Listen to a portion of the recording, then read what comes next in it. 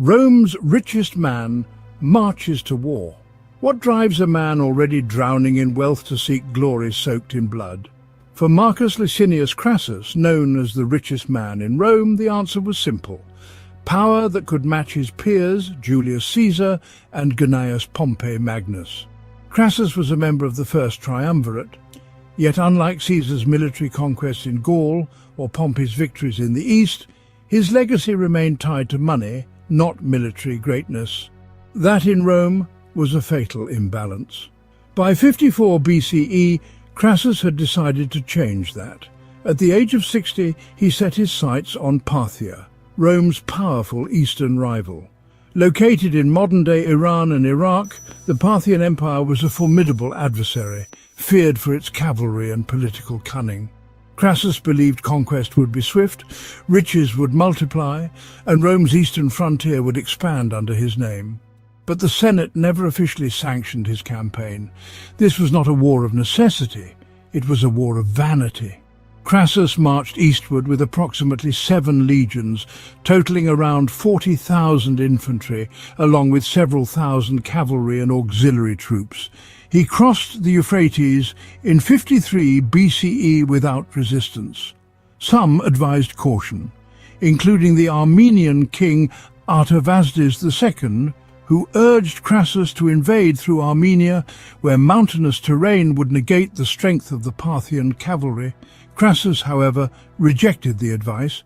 He wanted a direct route, a swift victory, and most importantly, glory earned on Roman terms. Plutarch, the moralist historian of the 1st century CE, later wrote that Crassus was driven less by a thirst for glory than by an insatiable hunger for wealth, so much so that he believed no one should be called rich unless he could pay for an army. Crassus's army plunged deeper into Mesopotamia, underestimating the enemy and overestimating Roman invincibility.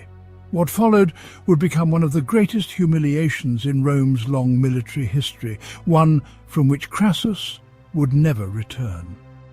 The Battle of Carrhae, a crushing Roman defeat.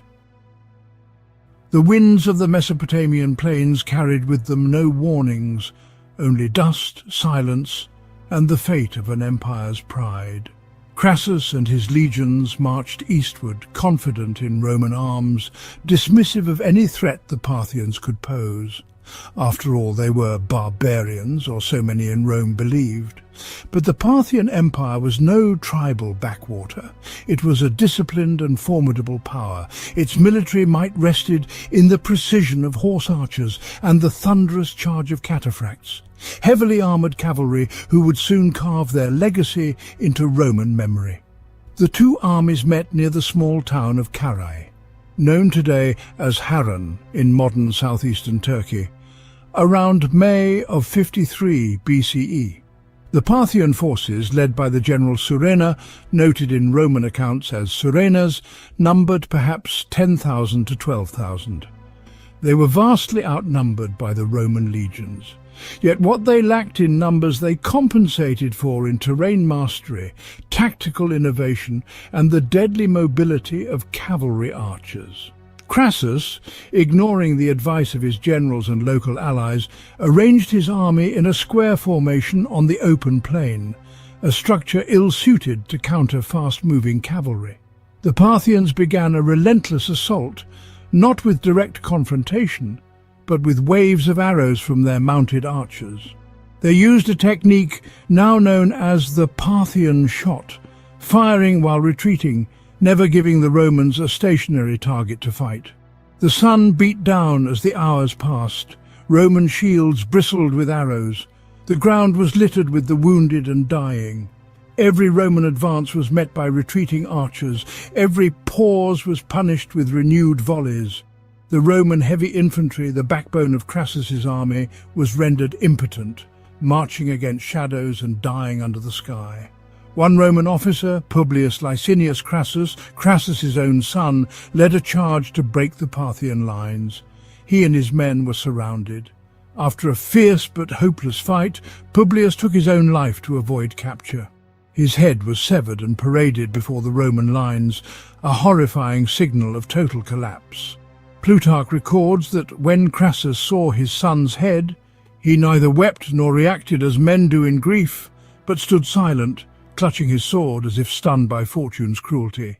The battle extended into a second day. Starved of water, morale and leadership, the Romans faltered. Crassus attempted to negotiate a retreat, but his forces were scattered. Of the roughly 40,000 soldiers he had brought, over 20,000 were killed and 10,000 taken prisoner, one of the worst defeats in Roman history. The proud legions were annihilated not by a greater force but by a better prepared one. The legacy of Carrhae was not only measured in blood and loss, it was the humiliation of a republic that believed itself invincible. And for Crassus, it was only the beginning of a darker chapter. His final misstep had yet to unfold at the negotiation table. Parthian punishment, a death sealed by gold. In the aftermath of the slaughter at Carrhae, what remained of Crassus's once mighty force was shattered, leaderless, exhausted and gripped by despair. The Roman dream of eastern conquest had not only failed, it had disintegrated into chaos. As night fell over the desolate plains, Crassus, once Rome's wealthiest and most powerful financier, became a desperate man surrounded by foreign sand and hostile arrows.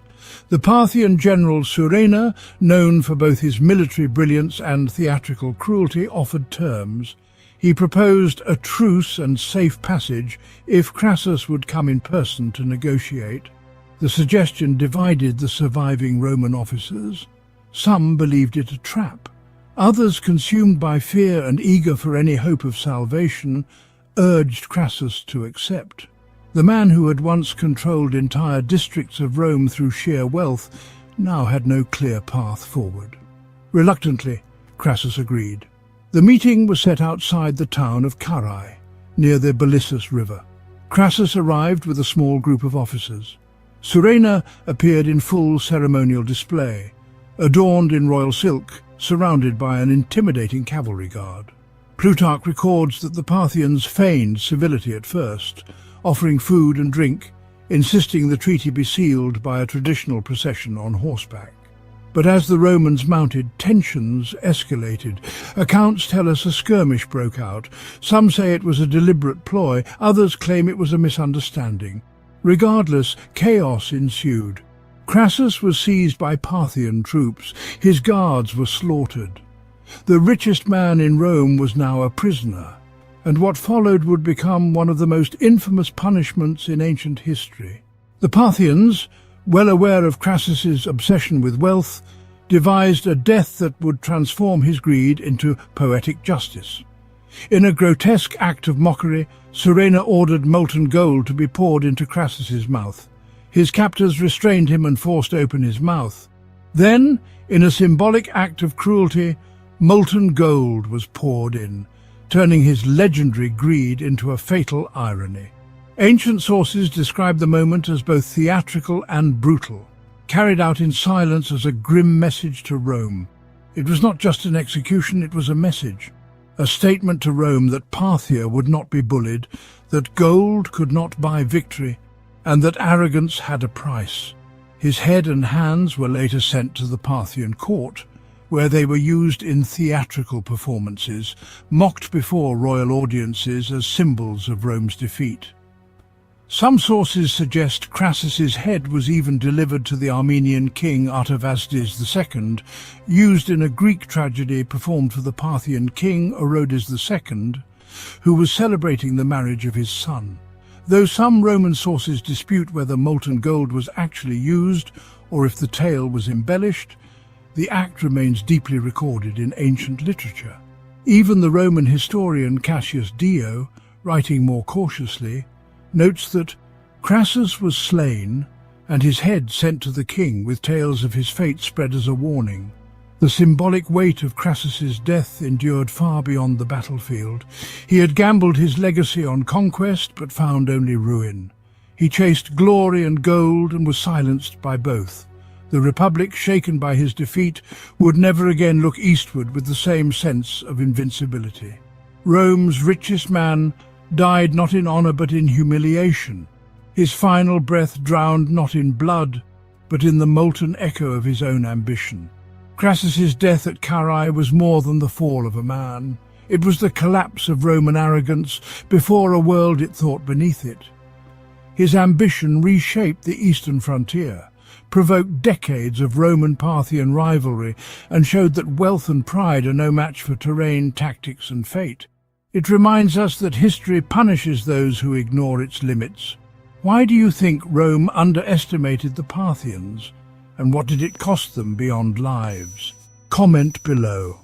As Cassius Dio wrote, "And the Parthians, as some say, poured molten gold into his mouth in mockery. For though a man of vast wealth, he had set so great store by money as to pity those who could not support an enrolled legion from their own means, regarding them as poor men."